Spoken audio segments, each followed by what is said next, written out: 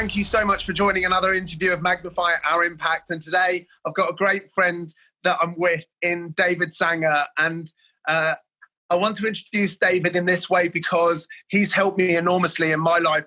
In the middle of my speaking career, I went to David for a lot of advice with regards to how I magnify my impact and, how I can look at the world with regards to entrepreneurial eyes. And David's done so much that I can tell you about. I'll give you a brief potted history into this guy. He's a wonderful family guy. And he really helps so many people in the world to be able to support their lives and grow and develop. He's a great sportsman, which I think he's going to tell you about, which he's achieved an enormous amount recently with regards to his swimming. The biggest thing that I can say, David, about you, for me, that is inspirational is particularly from what I understand to be your first major success in business in Rollover, which I'm sure you're going to talk about, is the fact that so many of us have some focus, but at the same time, I think you have two great talents, if you like. One is you're really pinpoint, laser focused in what you're doing.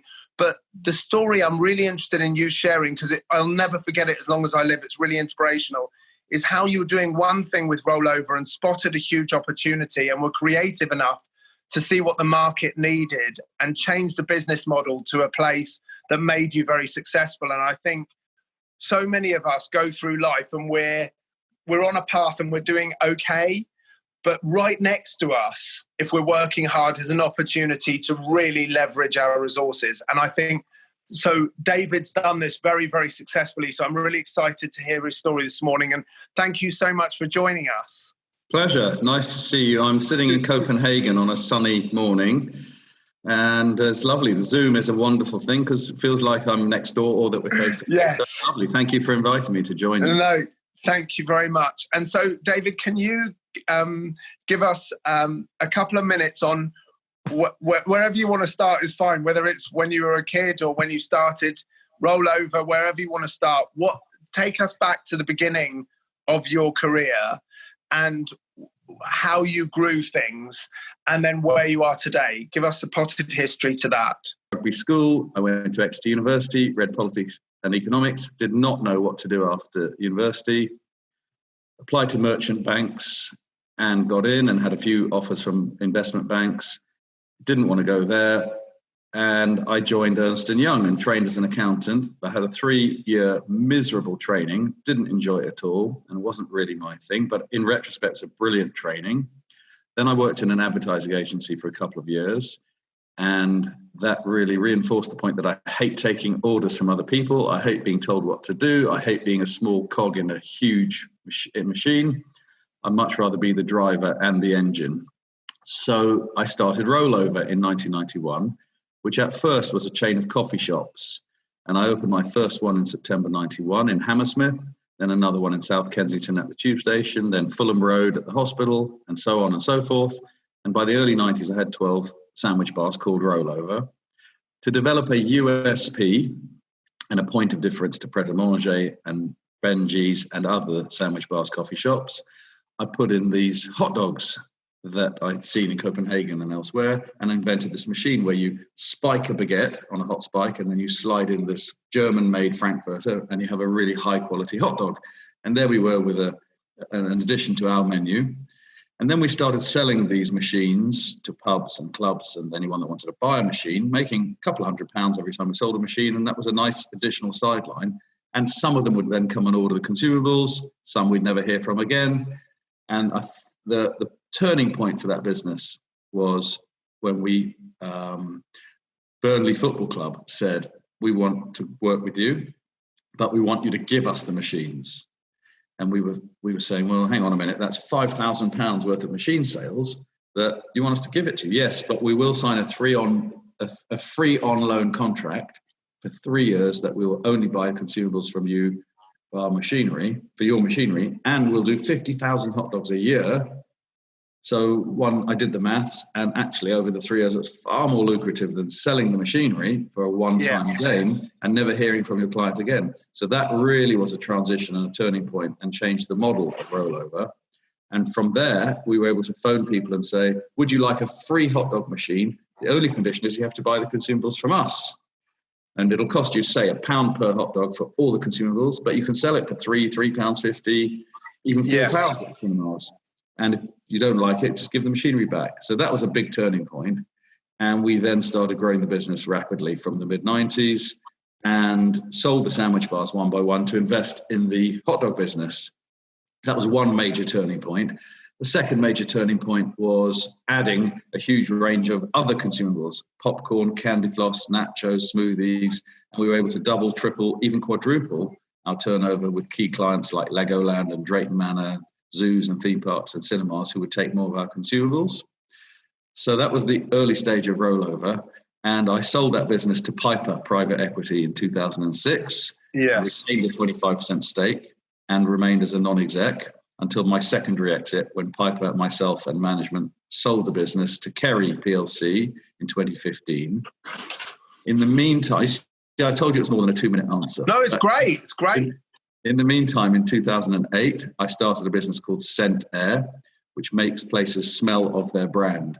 So again, we were able to free on loan the machinery for a consumable supply contract, and we were supplying retailers, posh hotels, spas with scent technology, and then the consumables and the consultancy on a monthly charge.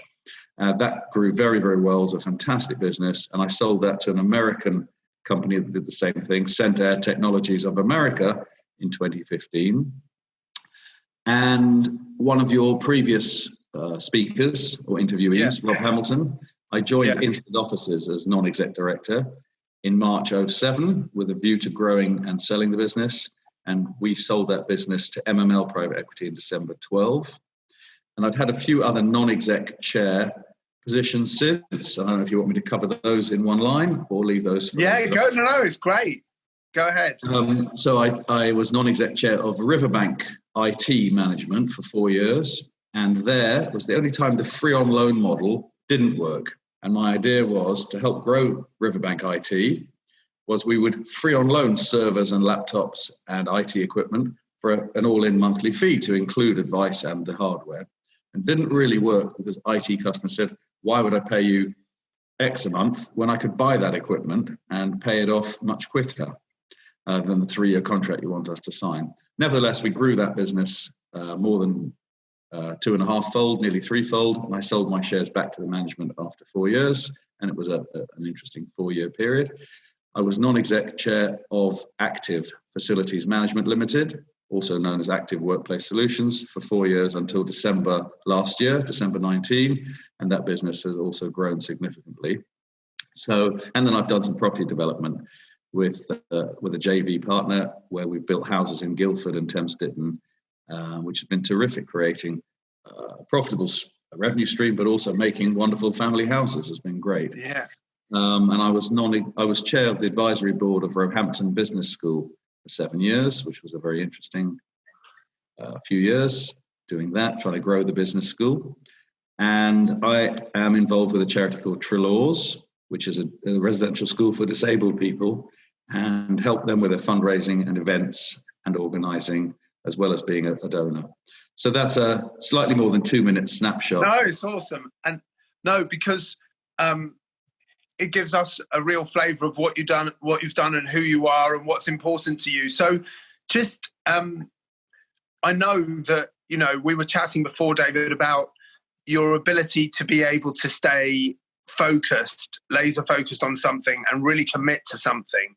And so first of all, I'm interested in, where do you feel your internal psychology has come from?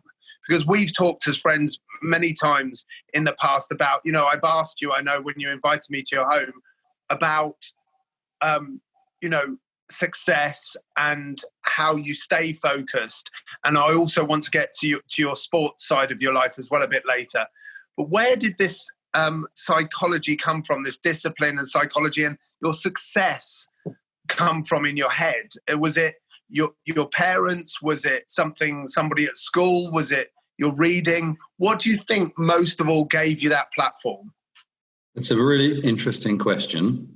And there is this ongoing debate, are entrepreneurs made or born? Yes.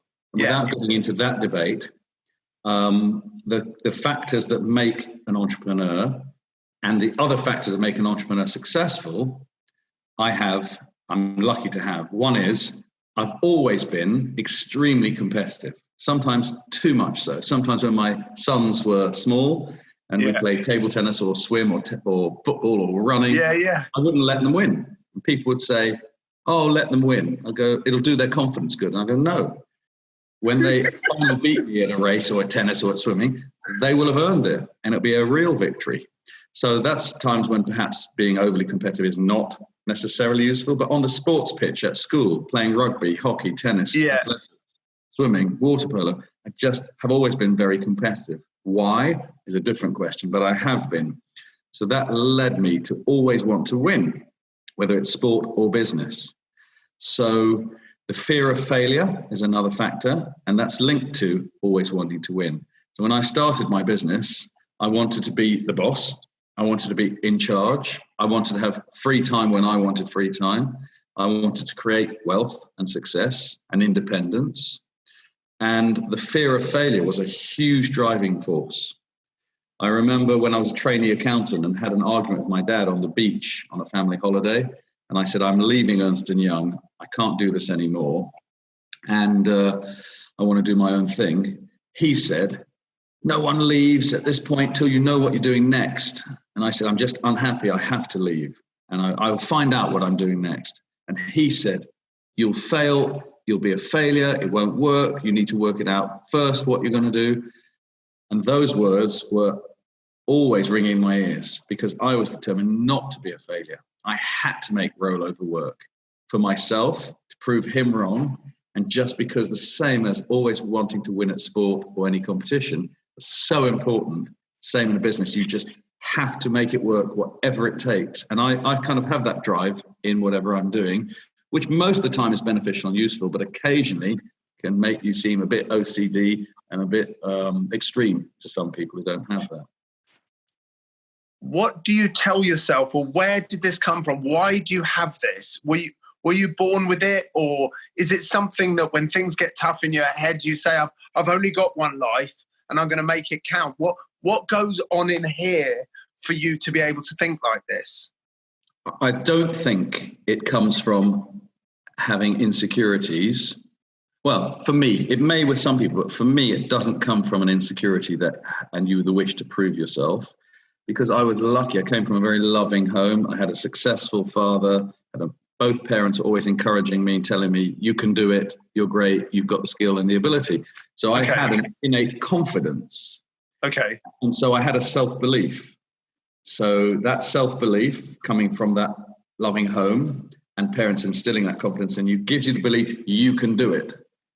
So, to give you a ridiculous example, I'm an okay tennis player, not as good as you, Craig, and you beat me every time we played. But if I went on the tennis court and I was 5-love, 40-love down against Nadal, I'd still kind of think, right, I can win this match. Yeah, amazing. That's the ridiculous real gift. Frame of mind. What? Well, it's in that extreme example, it's ridiculous. But that's where I'd be. So it's a self-belief and a will to win and a will to succeed, born of confidence, number one, rather than insecurity and trying to prove yourself. I think there are other entrepreneurs who have coming from a different angle, who have a lack of self-belief and therefore spend their lives trying to prove themselves and always make more money and always build another business because they're never quite proving it to themselves and to others that they're successful and that they've done it. Mine isn't born of that. Mine is born of competitiveness, laser vision, focus, and just wanting to win that match or win that strategy and succeed. And so if you set the end game as, I want to grow this business to X turnover and I want to sell it for X, then that is the focus. And that's what you home in on as the destination and the target. And so you do whatever it takes to get there. So, David, say, for example, because a lot of people listening to this that will find this very valuable, say, for example, you have a young lad in one of your businesses or somebody's just come into the business and they have something about them that you can sit with them and you can see that they can do this. But in their head, they're saying, I'm not sure, or I don't know, or I get confused. how do you go from confusion or a bit lackadaisical to helping somebody to say, get laser focused and you're going to do this? Okay, so several answers to that. One is, you can't do it overnight. It doesn't take a 5-minute chat to say to someone, you can do it, or get focused. That's not going to cut it. But several things do help with that and maximize your impact. One is, when recruiting, and I always adhered to this philosophy, do not recruit a CV or someone with an amazing track record at a similar organization, although that may be useful and a beneficial add-on. Recruit a personality. Recruit someone with the drive and determination and characteristics and profile that's going to fill that position to the best of their ability. Someone that's like-minded, someone you're going to get on with, someone Yes. that's in a good position. So it's about, because you can train them on the other bits and the industry focus. Yes. But you can't change their personality, which takes a lot longer. Yes. That's number one, recruit a personality and a person suitable rather than a CV that on paper looks good. But number two, you create a culture in your business to maximize the impact of the business and of that individual. And so the things that create that culture, that can-do culture, are an inclusive culture, so that you make people feel and behave like an owner, not like an employee. So too many people in the UK have an employee 9-to-5 outlook. So they go to work because they need to pay the rent and put bread and water on the table for the family, and that's fine. But that's not going to give you the most driven, successful, hardworking people. But if you create a culture of owner rather than employee, they will go the extra mile. They will get in early. They will work at weekends. They will take phone calls at night and prioritize their work at least equal to their family or personal life, and maybe ahead of it. So the things that create that culture are, one, thanking people. Some people thrive on being thanked and praised rather than another bonus or a bit more money. So you have to really go out of your way as the leader to thank people, to write them cards, well done, and stand up in front of the whole group saying, I just want to praise Craig. He's just won this huge account. It's worth it. Well done, Craig. And some people, that's what drives them. We had a thing at Rollover, which was Thursday night hero dinners. Thursday night hero dinners were, if someone won an account that was worth more than 100 grand a year, the company would pay for a dinner or drinks and then dinner at a restaurant near our base in Slough, at a restaurant called Tummy's. And people, the whole company was encouraged to come for at least one drink or a soft drink, and then whoever wanted to would stay for dinner. And very much the focus was, this person has won Drayton Manor or has won Center Parks. Yes. Going to be worth X to us as a business. Tonight is on them. And myself or Chris, my right-hand man, would make a speech praising them and telling the story of how we'd won this account.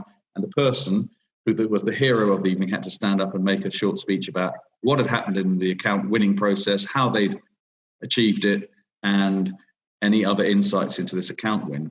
So some people, their whole raison d'etre was to go and have another hero dinner and be the focus of the whole company's praise and attention. We had B shares, where people were given shares in the company. So they put in, after 2 years service, you could put in £100 and you'd have 100 B shares. And then we paid a dividend twice a year based on profits. And so for their £100 investment, A, they became a shareholder and got a share certificate which they could put on that. Yes, yes. But B, they received £600, £800 every 6 months as a dividend, which for various tax reasons for a basic rate taxpayer was tax-free. So it was a win-win, but it changed the mentality to, I'm not going to steal those Post-it notes because I'm taking my own profits away.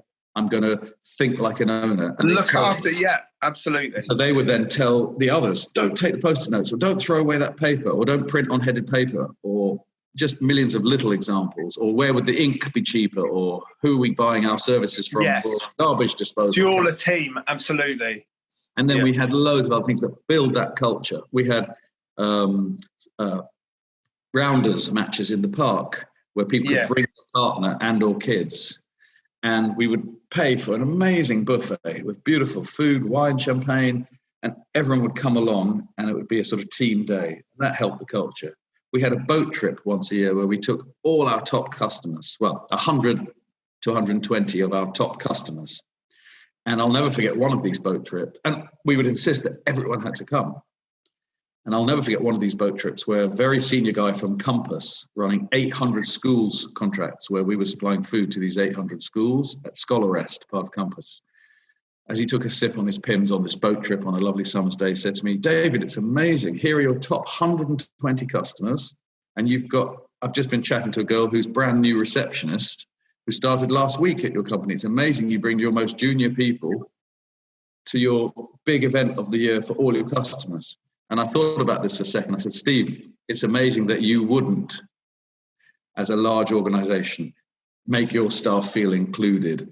I said, I wouldn't cross my mind not to invite all my staff. No, sure. It's a family. Yeah. It's a family. It's a culture. Yeah.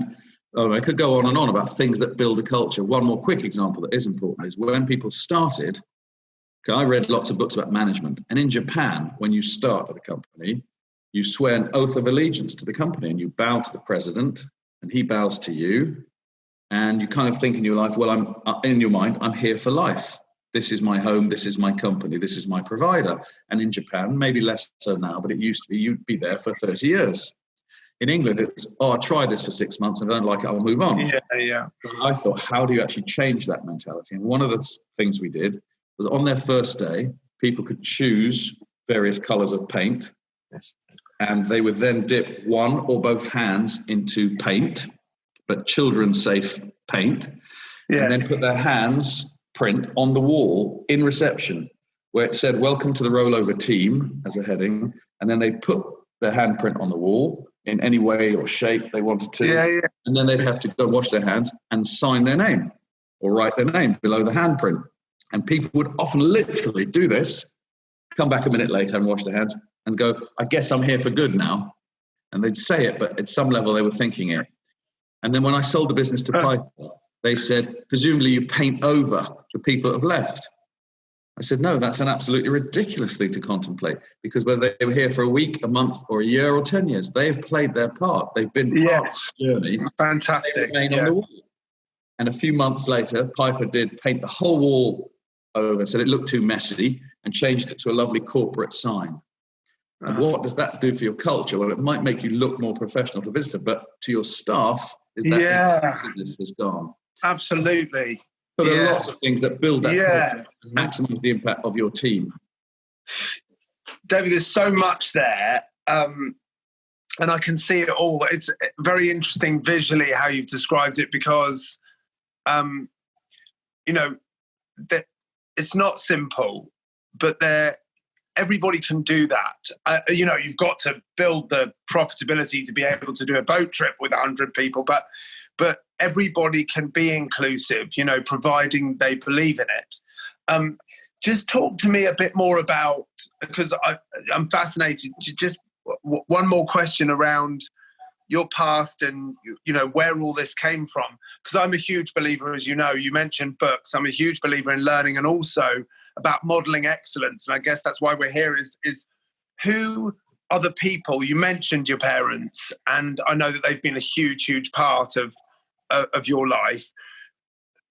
Who are the 2 or 3 most important people that have guided you, and what in particular have they given you? So what have you learned from the 2 or 3 most inspirational people? So I can't pinpoint one amazing business leader and say, wow, I learned a lot from him when he was my boss. Because I started my own business at 25 when I was very young. I could tell you lots of managers that I learned how not to do things from, whether at Ernst & Young or at Lopex PLC, the ad agency I was at, where people didn't instill that sense of belief, that sense of drive. So I guess it's a bit cheesy, but I guess my answer is the most important driver was my little voice in my head and running on gut instinct about what was the right thing or the best thing to do in this scenario, i.e. recruiting people with a like-minded personality and a competitive drive. So you don't learn that in textbooks. You don't learn that from a manager or a boss in your early career. You learn that by mistakes and by experience and by your own little voice telling you, we have more success when we recruit a really driven sportsman with a competitive personality into our sales team than someone who's worked for a similar organization and had a bit of success there. So the most important person who has impacted my business life is that little voice inside and the gut feel telling you to do things a certain way for most impact, not what you read in textbook, not what you read that XYZ business leader has done in the past.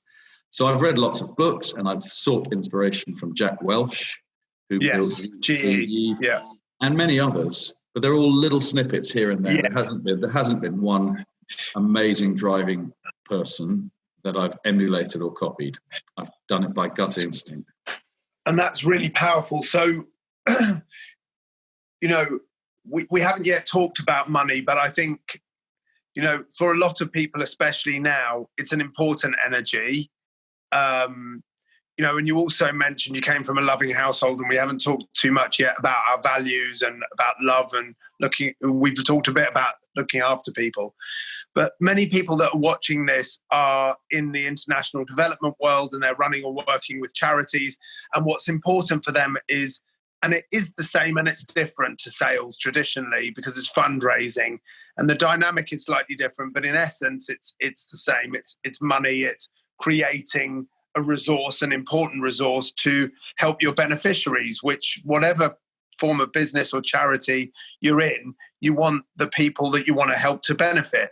So talk to us a bit about the psychology of money. So I'll ask you a couple of quick questions, if I may, is talk to us about what is money and what's the mindset people need to have in order to create more of it. Okay, so money was a driving force for me because in my mind, it provides you with financial independence. So in my mind, if you've got enough money and you want to go on holiday, you can. If you want to buy a car, if that's what floats your boat, you can. If you want to have a second home or a third home, you can. But mostly it was about independence and not having my time owned by someone else. So I wanted to make my own money to provide that independence and freedom for myself. Money is important because money itself doesn't make you happy. Buying another car or another Ferrari doesn't make you happy. Other things make you happy, but it does buy you freedom and independence. So that was a driving force for me. And talking about maximizing impact, one has to recognize that for members of your team, whether they're in the fundraising team in a charity or the sales team in a business, money is important. So we developed some fantastic initiatives at Rollover and at Santander, one of which was to pay not the highest salaries, average salaries, but very high commission. So success-based earnings. Yes, yeah. At Rollover and at Santander, we had a 10% and a 1% list. So people in the sales team would get commission based on 10% of whatever they sold. So not based on the margin or the profits, but 10% of the sales they made to any new customer in that customer's first 6 months with us. So if you're a salesman and you go and land Chelsea Football Club, that's 10% worth of 6 months spend is very valuable and could run into tens of thousands of pounds per account. But then we also, after those 6 months, each salesperson or member of the team, in fact, wasn't open to salespeople, open to everyone, would then earn 1% of all sales thereafter that the company earned from that account, provided the salesperson or team member was still with us. So 10% list for 6 months of revenue, 1% thereafter, forevermore, of that company spend with us. So that really was a driving factor. And the staff or team members could be the receptionist, could be the warehouse manager. If he landed an account, fine, he was still going to earn it. Yeah, absolutely. No, great. And they had to fill in their 10% sheet at the end of each month, which the finance director or myself would check, and the 1% list each month end forevermore. So they had this snowball that just grew and grew and grew. Yes, yeah. Accounts. So 2 years later, if they're having a rough period at work or on New Year's Eve, they think, I need a change in my life, it was too compelling to stay because they were going to have to forego this large 1% perpetuity if they left. So we had very, very low staff turnover. And that was another factor, the money, coupled with all the cultural things that we've spoken about. The benefits. So, so from a fundraising perspective, I guess you've talked a lot about treating people with respect and saying thank you and looking after people. And if you're not obviously some people are, driven by profit, and it's complex, and there's all sorts of different models of helping people these days, community interest companies and social enterprises and charities and lots of different platforms. But when you're fundraising from what are the one or two things that you think, because you're incredibly positive, and I see this as well, as we might move into realist, but very rarely do we go to a pessimistic view of the world. So when somebody's struggling, like in coronavirus, and they were doing very well and they have this something that hits them, what do you think is the mindset that they need to recreate, an abundant mindset right now when their external world is struggling? What are the one or two things that you think somebody needs to think about to either get back to where they were and more, or if they're starting a charitable fundraising role now, what are the one or two things that are critical for them to think about? Yeah, and I feel so empathetic and sympathetic for people that have had their whole world turned upside down by this coronavirus environment, because I own 50% of my wife's business, which is travel pillows called Snooze. So we were doing really well, building lots of customers at the airports, lots of online for travel pillows and related products. Suddenly, travel stopped and the business was standstill. Yes. So, there was no easy answer. There is no easy answer for that. Many other businesses that have been affected by Corona. But I guess the mindset has to be one of positivity. So ideally you are naturally positive anyway, and always see the glass half full. Many entrepreneurs do.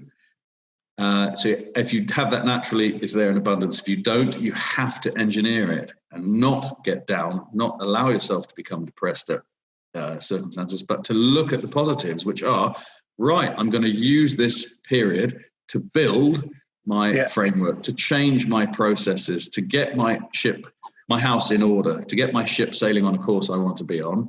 So in Snooze's example, my wife Anne has developed lots of complementary products, which she spent this time launching, developing, researching, finding around the world. And in September, she now launches loads of other products. Yeah, that's great. And just continue to contact B2B customers, saying, I know right now is not the right time, but can we start the conversation? Can we arrange a meeting for September, October? January? Yeah. So one has to just believe that the pre-corona normal will return in some form or other, which it probably will, and build and get ready for that. But it's all about, in fact, most things in life, if you think about it, are all about frame of mind, mental attitude, and approach. And that's the same with the laser focus, whether you're going to do a long swim or build a business over 5 years or 10 years to sell it. It's about mental attitude and approach and how you come at things. I can't remember who said it. If you believe you're going to fail or you believe you will succeed, you're probably going to be right. Right. Yes, absolutely. Talk to me about your sport, because you've just mentioned swimming, and you mentioned earlier that you have a great ability to be able to say, I can do this, I'm going to win this, even if you're 40 love down against Rafael Nadal. So, you frame it for me. I know that I shouldn't take the benefit because I'm stealing your thunder here, but you did the amazing Channel Swim. So tell us about that journey and, what you had to do, especially because it will help us to understand psychologically what went on in that process for us to achieve things. So tell us a bit about your Channel Swim. Okay, so I've always loved sport. I love watching rugby now. I used to love playing rugby as a young guy. I played a lot of hockey.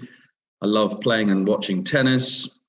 And so I mentioned earlier, recruiting people who have that competitive instinct in sport translates well into business. Yes. There is such a strong overlap with focus and with determination to succeed. Absolutely. So as my knees have become less able to run, as my running's become even worse, swimming has become my sport of passion, and I love swimming. And in swimming clubs, people talk about channel swimming as sort of the ultimate prize. So I immediately thought, right, I'll do a channel swim. But the thing that worried me was the cold. thought, can I keep swimming for all that distance for a whole day? Maybe, maybe not. But could I put up with the cold? I did a swim in Cape Town, which was a race, and I hadn't taken a wetsuit because my sister said no one swims too cold, and there are sharks. But we got there on a Friday, and on a Sunday there was the first swim of the month. Swim in Clifton Fourth to Clifton First, 2.2k swim.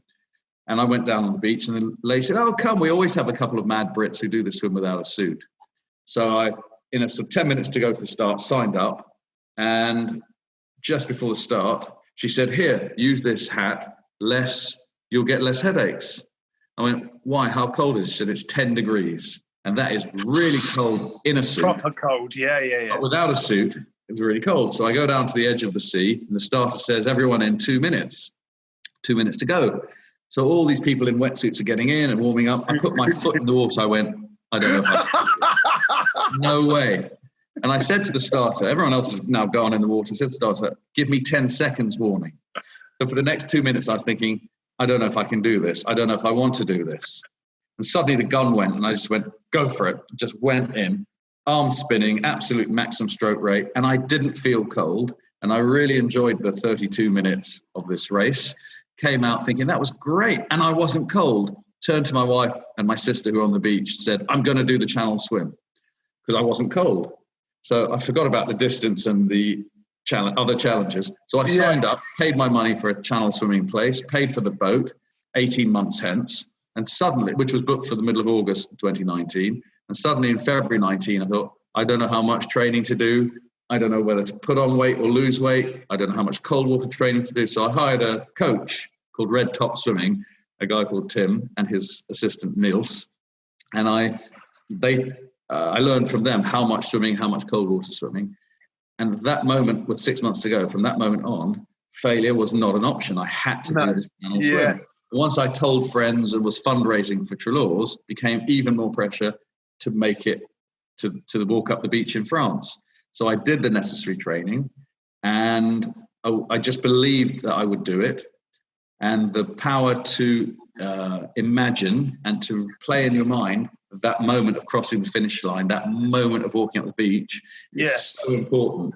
And when you're training and you lack motivation, it's the same in business, the same in fundraising, it's the same in maximizing your impact. When you have moments of questioning or of doubt, you visualize the finish line, you visualize walking up that beach, and it spurs you on, and you do a bit more training, you do a bit longer in the cold water, and then one day you do actually live the real moment of walking up that beach. So it was an amazing adventure, and channel swimming is a ridiculous idea because you're competing against the tides, which basically go north for 6 hours and south for 6 hours, while you're trying to go west to east. You're facing the cold water challenge. You're not allowed to wear a wetsuit, so you're in your Speedos and goggles and non-thermal hat. You get seasickness is a real factor. Hypothermia is a real factor. Exhaustion is a factor. Yay! Endurance. And, you know, and I was very pleased to achieve it. I had great help from my friend, Mike Nash, and my coach, Niels. Yes. And Tim. But it's just the will to do it. Yes. And it's the same in most things. It comes down to 80% mental, 20% physical. Probably. I don't know if that's the exact. No. Well, like sounds about right to me. So, and that's an amazing story. Oh, can I just? Sorry. I was going to say one other thing about it. Please. At about 10 and a half hours into the channel swim, which I didn't know was 10 and a half hours in, it felt a lot longer. But I said, "How long to go?" And I was in not a very good place at 10 and a half hours. The longest swim I'd ever done before that was 6 hours. So here we are at 10 and a half hours, maybe 11. I said, "How long to go?" And Niels wouldn't tell me. He just said, "You're doing well, keep going, keep going." He said to me, "Remind yourself, tell yourself why you're doing this." And that question comes up when you think about fundraising, when you think about a charity, when you think about building a business. He said, "Remind yourself why you're doing this. Now crack on, come on, the tide's turning, let's get going."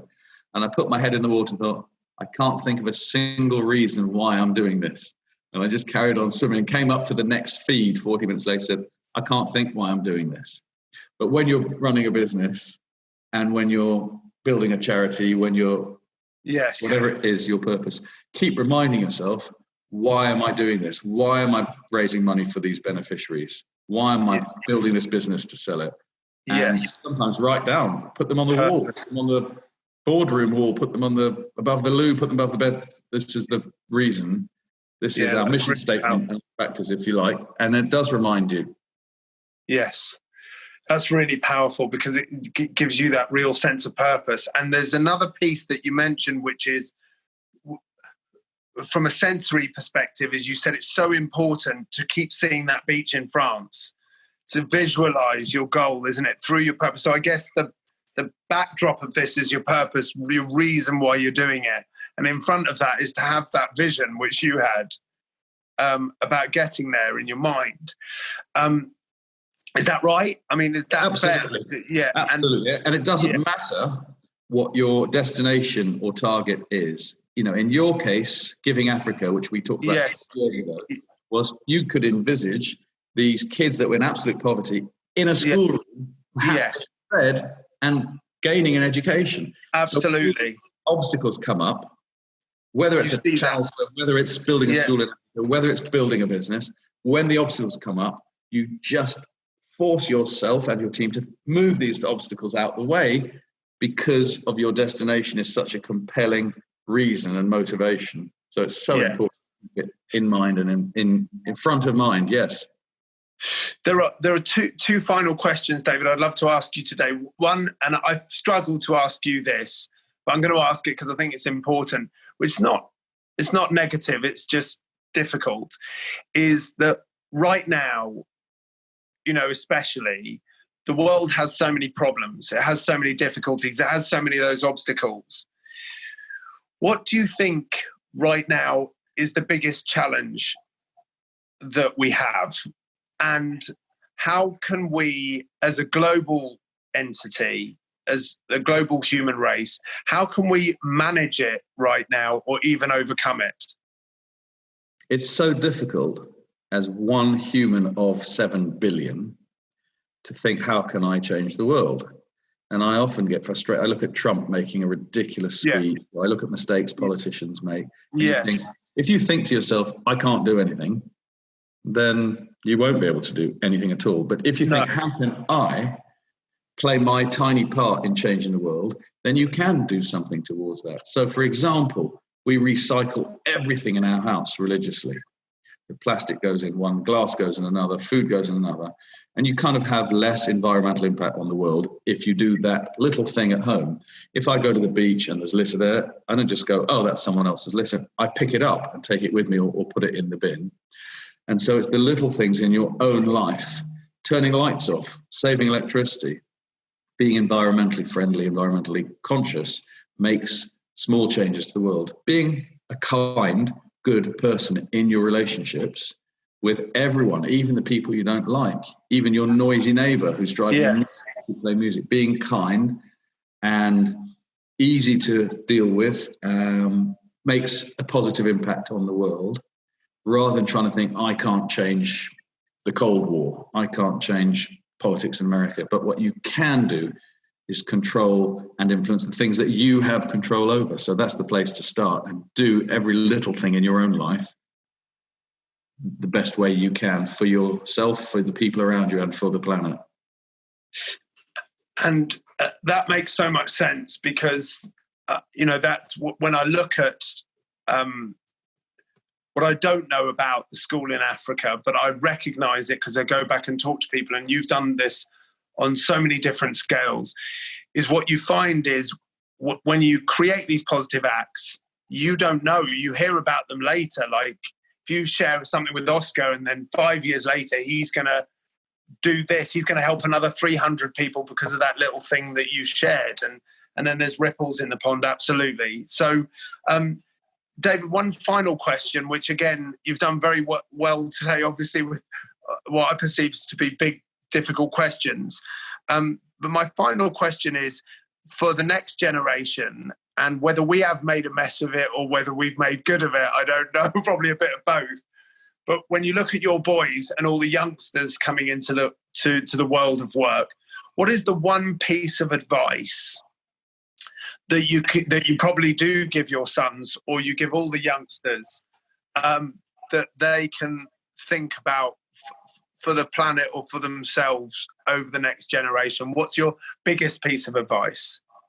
That is a brilliant question, because it's direct, meaningful, and has impact on people's lives. And I would say couple of things to my sons and to any young person coming into the world. Number one, whatever you choose to do it with your full heart and soul, with 100% focus, because it's so hard succeeding in this competitive world. And if you go in with a 50, 60% attitude, I'll give it a go, let's see how it goes, you're never going to get to the top. You're never going to succeed. So do it 100%, and approach it with absolute focus and impact. Number two, choose something you're going to enjoy. Yeah. So don't choose accountancy if that's what floats your boat and you're good at it. Whatever. Yes. But if you're not an accountant and you hate numbers, don't choose to be an accountant. If you love pottery, then go to the very best pottery school that there is, learn how to be a potter, mix with other potters, and learn how to make pottery, and then do it to the best of your ability. But it doesn't matter whether it's pottery, tennis, business. Yes. Sales. Do what you enjoy doing and do it to the best of your ability with 100% focus. You've then got a much better chance of succeeding. But that's not always so easy. I remember leaving university thinking, what do I do? How do I know where my skills and talents lie? How do I know what I enjoy the most? And that's not easy, but you can write it down. You can look at your own profile, your own personality. I enjoy doing da-da-da-da-da. I hate these other things. And that helps you narrow it down to sort of job or career path that's going to be best suited to you. And then apply yourself wholeheartedly. And it's the same with challenge swimming. It's the same in business. It's the same with running a charity. And if you can get all those around you, if you can infect them with the same enthusiasm and laser focus with the goal in mind, then you and they have got a much better chance of succeeding and of enjoying the journey. Yes. David, that's so valuable. Thank you so much. Thank you very much for talking to all of us. It's a pleasure. I really appreciate it. Thank you. It's been great. It's a pleasure. Thank you for listening. Thank you.